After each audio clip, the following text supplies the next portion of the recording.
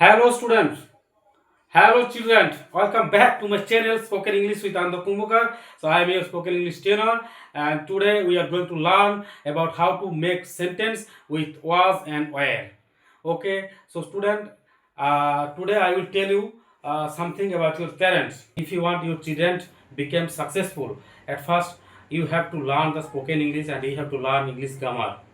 After that your kids will learn on their own. যে সমস্ত স্টুডেন্টদের বাবা মা যারা ইংরেজিতে কথা বলতে পারে না বা ইংরেজি ল্যাঙ্গুয়েজ ভালোভাবে তাদের আয়ত্তে নেই বা ইংরেজি গ্রামারও জানে না, আমি তাদেরকে বলতে চাইছি আপনারাও ইংরেজি শিখুন এবং আপনাদের দেখে আপনাদের বাচ্চারাও শিখবে।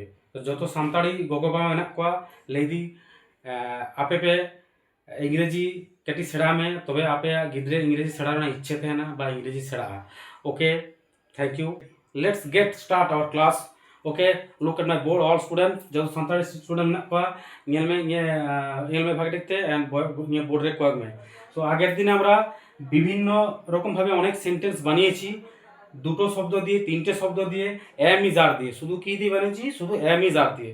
আজকে আমরা কি দিয়ে বানাবো? ওয়াজ এন্ড ওয়্যার। ওয়াজ কি এন্ড ওয়্যার কি? এগুলো হচ্ছে বি ভার্ব, এগুলো পাস্টে ব্যবহার হয়। পাস্ট কি? ধরো এখানে প্রেজেন্ট, পেছনের দিকে গেল সেটা হচ্ছে আমাদের পাস্ট, আবার এইদিকে যদি যায় সেটা হচ্ছে ফিউচার। তো আমরা আজকে কি করব? পাস্টের নিয়ে আলোচনা করব। পাস্টের কি, ওয়াজ আর কোন কোন ক্ষেত্রে ব্যবহার হয়, ওয়াজ আর কোথায় কোথায় ব্যবহার হয়। দেখো, ওয়াজ কার কার ক্ষেত্রে ব্যবহার হয়? একটা জিনিস মনে রাখবে, পৃথিবীতে ইউ বাদে যত একজন আছে তাদের পাস্টের যদি ইন্ট্রোডাকশন, পাস্টের যদি আমরা স্টেটমেন্ট দিতে যাই বা পাস্ট কন্টিনিউয়াস টেন্স যদি করতে যাই, একজনের ক্ষেত্রে কি হবে? ওয়াজ। একজন সাবজেক্ট যদি থাকে তার ক্ষেত্রে কি হবে? ওয়াজ, ইউ বাদে। যেমন আমি তোমায় যদি বলি আয়ের পরে ওয়াজ হবে, মাই ফ্রেন্ড ওয়াজ হবে, ওকে, হি ওয়াজ হবে, আর কি বল, my mother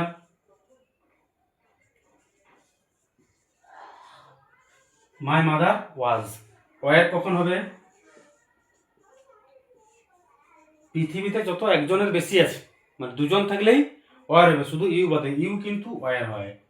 you were, they were, my friends were, we were. Students understand what I am saying and what I have written on my board? ওকে, এবারে আমরা দেখো কিভাবে সেন্টেন্স বানাবো। ইন্ট্রোডাকশন,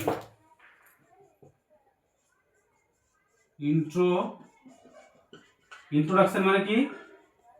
পরিচয়। কারো পাস্টের পরিচয় দেওয়ার জন্য আমরা ওয়াজ দিয়ে ব্যবহার করতে পারি, বা ওয়াজ দিয়ে কারো পাস্টের পরিচয় দিতে পারি। ওয়াজ এবং ওয়ার দিয়ে আমরা ওয়াজ এবং ওয়ার দিয়ে পাস্টের পরিচয় দিতে পারি। যেমন আমি উদাহরণ দিচ্ছি, দেখো বুঝতে পারবে। যেমন যদি বলি হি ওয়াজ এ টিচার, এইখানে আবার দেখো আমরা যেহেতু পাস্টের বলছি, পাস্ট মানে অতীতের যেহেতু বলছি আমরা, সেহেতু আমরা অতীতের একটা টাইম দেবো। যেমন আমি যদি বলি হি ওয়াজ এ টিচার লাস্ট ইয়ার, তবে এইটা সেন্টেন্সটা কমপ্লিট হবে। মানে কি? তিনি একজন শিক্ষক ছিলেন কি? লাস্ট ইয়ার, গত বছর তিনি একজন শিক্ষক ছিলেন। কি বলবো? তিনি একজন শিক্ষক ছিলেন। তাহলে কি বলতে পারি আমরা? গত বছর তিনি একজন শিক্ষক ছিলেন। আজ নয়, আজ হলে কি হবে? He is a teacher. But তিনি ছিলেন, আগে ছিলেন, তখন আমরা কি বলবো? ওয়াজ। যেমন আমরা যদি বলি they were friends last year. They were friend, তারা বন্ধু ছিল, গত বছর তারা বন্ধু ছিল, এখন নেই। আবার যদি বলি, দেখো আবার উদাহরণ দিচ্ছি, ইন্ট্রোডাকশন, এগুলো হচ্ছে পরিচয় দেওয়া।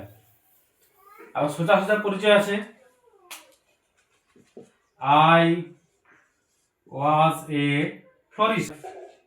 I was A florist. I was A florist. আমি একজন ফুল বিক্রেতা ছিলাম। এখানে তুমি দিতে পারো যে লাস্ট ইয়ার বা প্রিভিয়াস ডে বিফোর, আমি একজন ফুল বিক্রেতা ছিলাম। আই ওয়াজ এ বারবার, আমি একজন বারবার আগে, বিফোর, বিফোর আই ওয়াজ বারবার। বা তুমি বলতে পারো when I was a child, when I was child I use to play football. যখন আমি ছোট ছিলাম বা যখন আমি শিশু ছিলাম আমি ফুটবল খেলতাম। তাহলে আমরা ওয়াজ কোথায় ব্যবহার করছি? আমরা আমাদের পুরোনো দিনের ইন্ট্রোডাকশন, পরিচয় দিতে। সে একজন শিক্ষক ছিলেন, তিনি একজন শিক্ষক ছিলেন, তিনি একজন নাপিত ছিলেন। কি যদি বলি, Gopal Bhar was a great barber many many years ago. Understand student?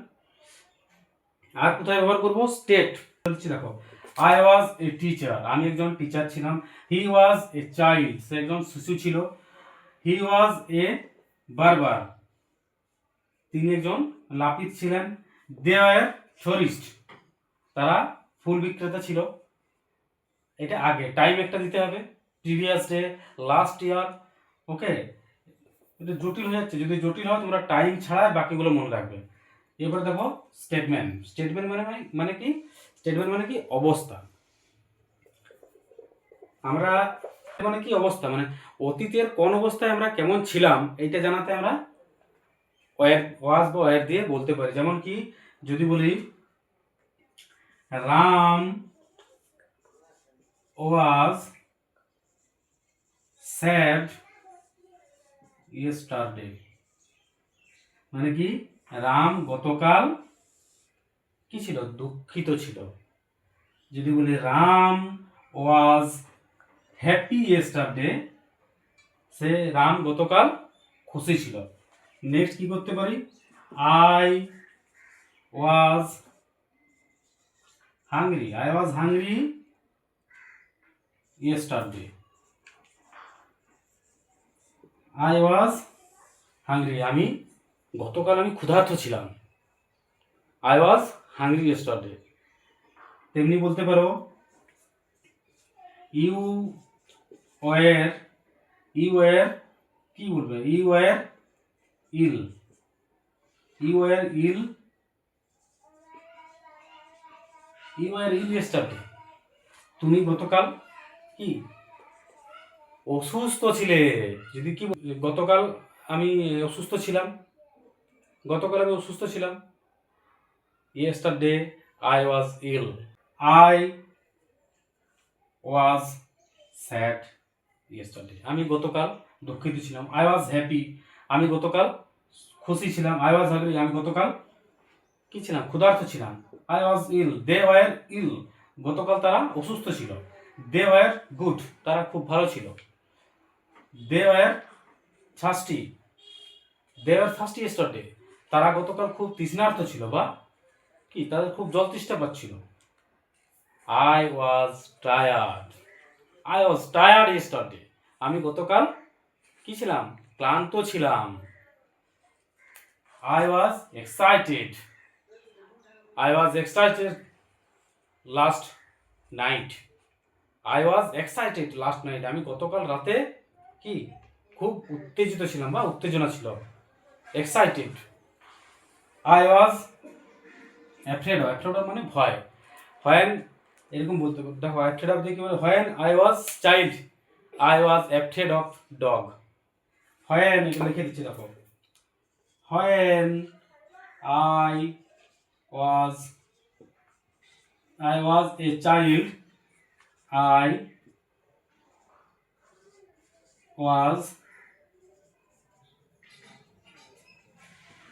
Afraid of dog. যখন আমি শিশু ছিলাম তখন আমি কুকুরকে ভয় করতাম। Understand students? তো ওয়াজ আর ওয়ের দেখি আমরা ইন্ট্রো আর স্টেট এই দুটো নিয়ে জানলাম। আর একটা হচ্ছে পাস্ট কন্টিনিউয়াস টেন্স হয়, সেটা আমরা যখন টেন্স পড়বো তখন আমরা শিখবো। So students, if you like my video, so do subscribe my channel and share my channel and like comment share. যদি কোনো স্টুডেন্টের কোনো সেন্টেন্স নিয়ে বুঝতে অসুবিধা হয় আমাকে কমেন্ট করে জানান।